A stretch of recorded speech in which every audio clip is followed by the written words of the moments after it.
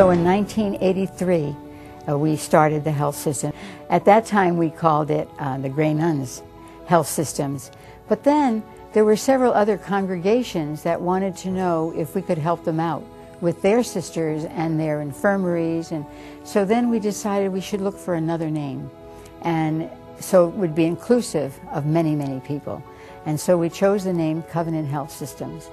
So that's how we began.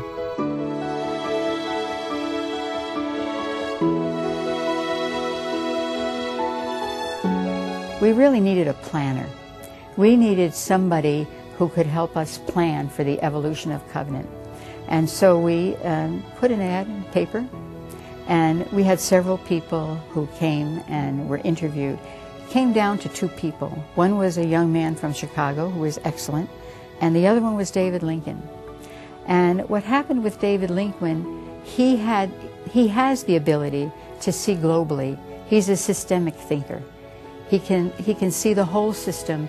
He can see the possibilities for the future, those kinds of things. And so that was his great strength. And so when I talked to David and asked him if he would like the job, he said yes. And he was young.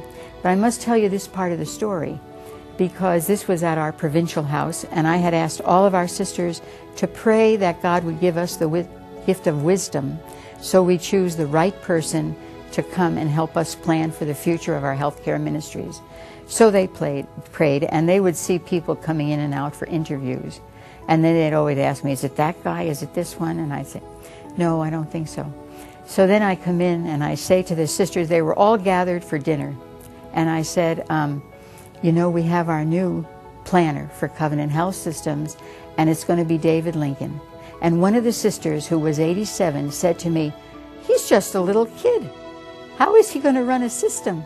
And I said, well, you know, from your perspective, because you're 87, he must look like a little kid, but he's a smart little kid. And I think he's going to do a good job because he's creative. So she said, well, okay, I'll pray for him. He's going to need it.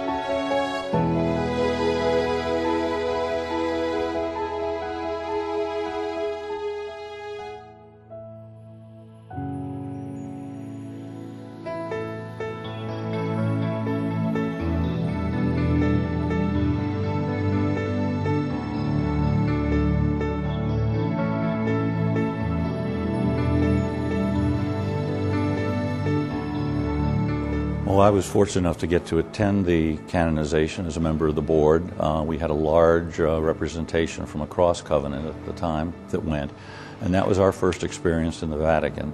And to have it be a canonization and to have it be the canonization of the founders of the order was a remarkable event. I mean, the pageantry, the setting, everything, but the special feel of the organization, of the Grey Nuns who were with us, it was just a moment of both real pride and real humility. It was a lot of fun.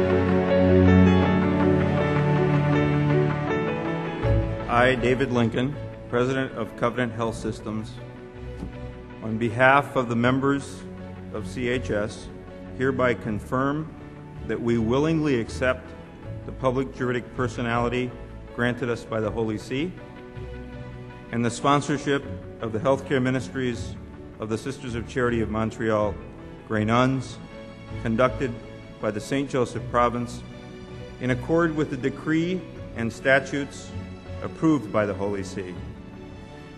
And we pledge our loyalty and support of the mission of the Grey Nuns in the spirit of St. Marguerite Youville.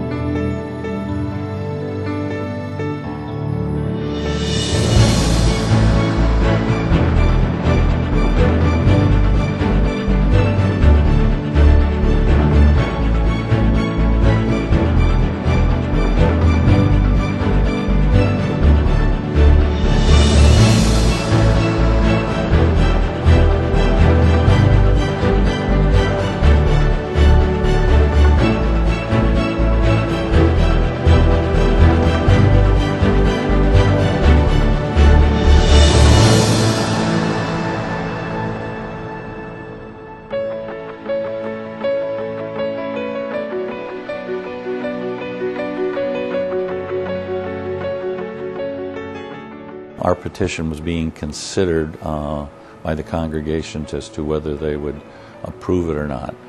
We were in fact in Rome, and the letter came to our offices, and they called in in the United States. And they called over and said, "Do you want us to open it?" We said, "Absolutely." So this was the night before we were meeting with, and we were granted the full juridic status. And so it turned into quite a celebration that evening. For us Grey Nuns, being fewer in number, we were really proud to be able to relinquish our responsibilities to a group of people who first of all believed in the Catholic Church ministry of healthcare, and secondly in the spirit of St. Margaret Duville, who's our foundress. And even to this day, when I go to the institutions, when I go to give talks or to meetings, I'm really proud of the people in our institutions, because they are carrying on that mission into the future.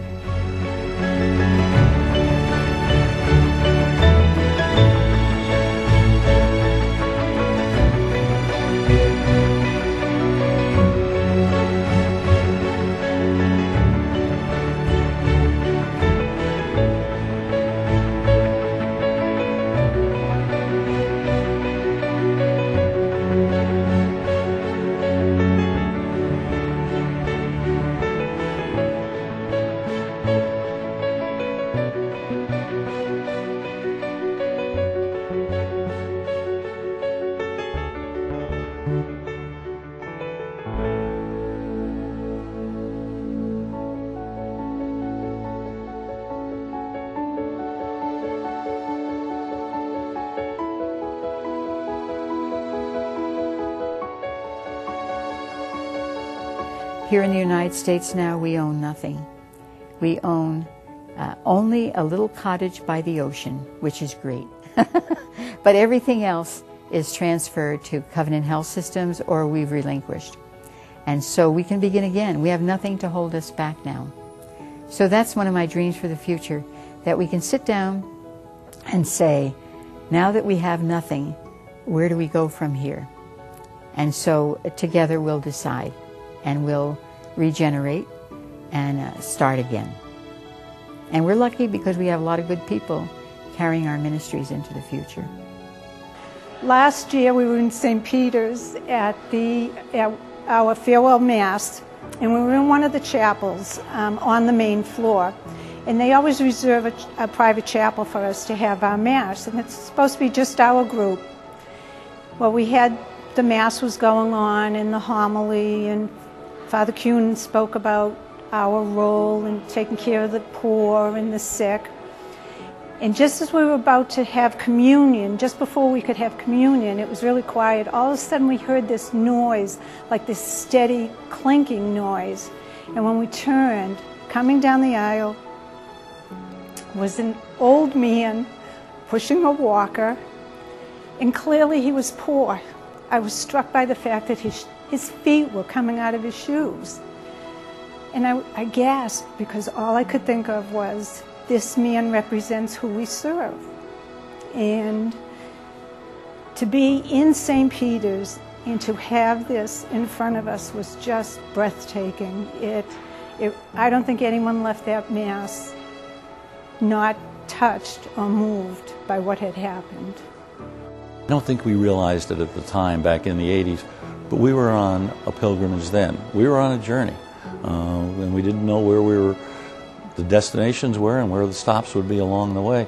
But it truly has been a journey. But again, you navigate by the stars, and the stars are our principles. And I think when we look at where we've come from and the things that Covenant has accomplished, and potentially the things that lie ahead, it's a remarkable story. It really is.